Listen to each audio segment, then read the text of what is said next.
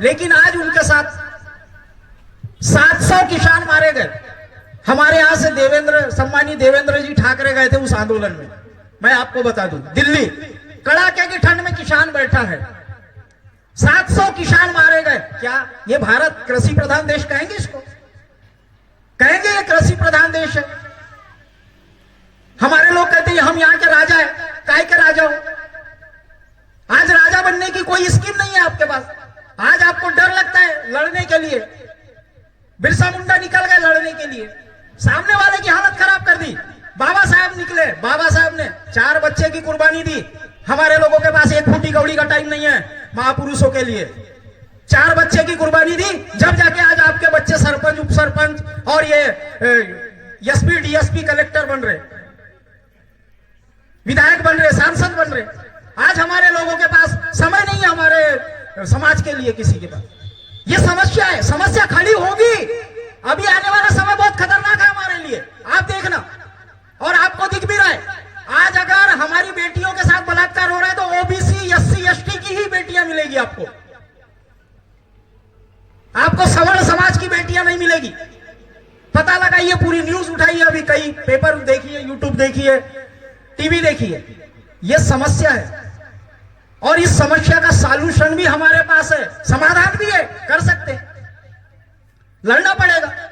बिरसा मुंडा को मनाने से कुछ नहीं होने वाला, बाबा साहब की जय बोलने से कुछ नहीं होने वाला, रानी दुर्गावती की जय बोलने से कुछ नहीं होने वाला, कुछ भी नहीं मिलने वाला। ऑलरेडी आपका शोषण होते जाएगा अगर आप नहीं लड़ोगे तो।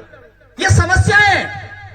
आज हमारा 90% यहां पे मूल निवासी समाज है, ओबीसी, एससी, एसटी। उसके बाद भी हमारा राज नहीं है, हमारे पास पावर कंट्रोल नहीं है।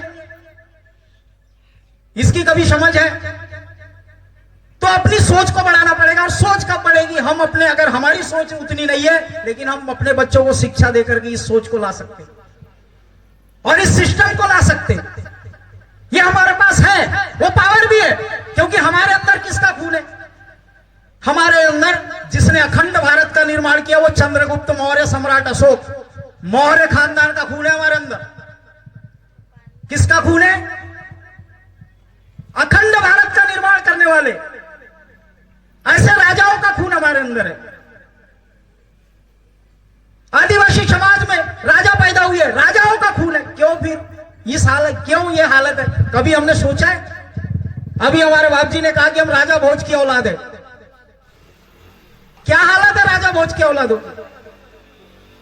क्या स्थिति है? मैं एक दिन पटवारी, हमारे मित्र है ओबीसी समाज में, पवार समाज में बाबू, उनको मैंने बोला, मैं बोला आपको यार ये प्रतिनिधित्व कितना है? तो बोले हमारे बहुत सारे पटवारी है, बाबू है, मास्टर है। तो मैंने बोला आप क्या हो? पटवारी। आपके ऊपर का कौन है? मैंने बोला अधिकारी। तो बोले वो एआई साहब है, वो टेकाम है। मैंने बोला उसके ऊपर कौन है? एसडीएम। तो बोले श्रीवास्तव। मैं बोला कंट्रोल किसका? किसका कंट्रोल? तुम्हारे ऊपर कंट्रोल किसका? तो ये स्थिति है, ये हर जगह है। ऐसा मत समझिए कि यहां है। ये समस्या हमारे आने वाली पीढ़ियों के साथ आने वाली है। बाबा साहब को जबरन 4 बच्चे गंवाने की जरूरत नहीं थी, वो तो अमेरिका चले जाते, बहुत महान बैरिस्टर थे। हमारे जैसे हरामखोरों की, हम हरामखोर औलादों के लिए यहां पर उनने 4 बच्चे गंवाए क्या? है? हम लोगों को उनके विचारों पर चलना पड़ेगा। सामने वाले को टक्कर दो, सामने वाले को तर्क करो, वितर्क करो। डरने का क्या मामला है? राजनीति अंबेडकर, फूले, साहू, बिरसा, इनसे खड़ी करो। फूले साहब ओबीसी के व्यक्ति थे, आज ओबीसी वर्ग का व्यक्ति फूले साहब को नहीं मानता, महात्मा ज्योतिबा फूले, बोले मरार समाज का। लेकिन महात्मा राष्ट्रपिता ज्योतिबा फूले वो महान व्यक्ति थे। आज भी, अभी गूगल में सर्च करो, सबसे पहला स्कूल कब खुला? आपको 1848 में सबसे पहला स्कूल राष्ट्रमाता सावित्रीबाई फूले और राष्ट्रपिता ज्योतिबा फूले ने खोला। वो हमारे ऐसे महान महापुरुष हुए जिनने खोला। और आज ये बेटियां जो पढ़ रही है, ये बेटियों को पढ़ने का अधिकार नहीं था, ये मात्र शोषण की चीज थी। पुरुष प्रधान वर्ग यहां पर जो ब्राह्मणवाद ने थोपा, उसकी वजह से यहां की महिलाओं को बहुत ही तकलीफ का सामना करना पड़ा। आप उठा के देखिए, कई महिलाओं का वो स्तन टैक्स लिया जाता था। स्तन टैक्स आप पढ़िए, स्तन टैक्स, कई महिलाओं ने अपने स्तन काट दिए, आंदोलन किया स्तन टैक्स हटाने के लिए। वो इस देश में हमारे लोगों के साथ हुआ, ऐसा नहीं कि ये आदिवासी के साथ हुआ। अरे भाई एससी के साथ भी हुआ, ओबीसी के साथ भी हुआ, आज भी हो रहा है। अभी तो ओबीसी वर्ग के लोग आंदोलन कर रहे हैं ना, अब हमारा प्रतिनिधित्व होना चाहिए करके। आज मेरे को यह बताओ, अगर 60% जनसंख्या भारत में ओबीसी वर्ग की, कितने सांसद होने चाहिए? जिसकी जितनी संख्या भारी उसके हिसाब से मिलना चाहिए। 272 सांसद होने चाहिए, 271-72 सांसद होने चाहिए। पूर्ण बहुमत की सरकार ही बन गई ओबीसी वर्ग। ओबीसी इस देश का राजा है, लेकिन यहां पे 140 सांसद, 134 सांसद। तो ये हालत है, आपका प्रतिनिधित्व ही नहीं है। हमारे लोग बन तो गए, लेकिन स्थिति बहुत खराब है। आज हमारे लोगों पे अन्याय अत्याचार होने के बाद भी हमारे लोग आवाज नहीं उठाते। तो मैं सभी हमारे सगाजनों से ये चाहूंगा कि अपने बच्चों को अच्छी शिक्षा दे, और अपने बच्चों में थोड़ा लड़ाकूपन भी होना चाहिए। लड़ाकू मतलब ये हथियार से नहीं, बाबा साहब ने कहा कलम पकड़ो, और बिरसा मुंडा ने बताया कि समय आए जब मारना, ऐसा मत मारना, डायरेक्ट मत मारना, किसी को मतलब बिना गुनाह के मत मारना।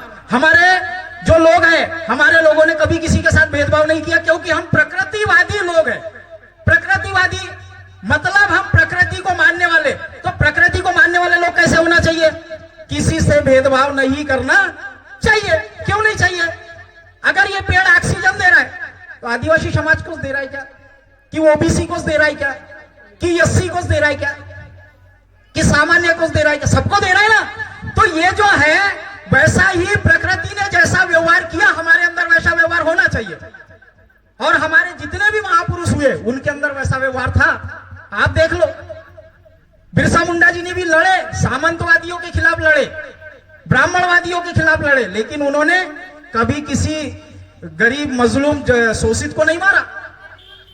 बाबा साहब ने जब संविधान लिखे तो सामान्य को भी अधिकार दिए, उनकी महिलाओं को भी पढ़ने का अधिकार नहीं था।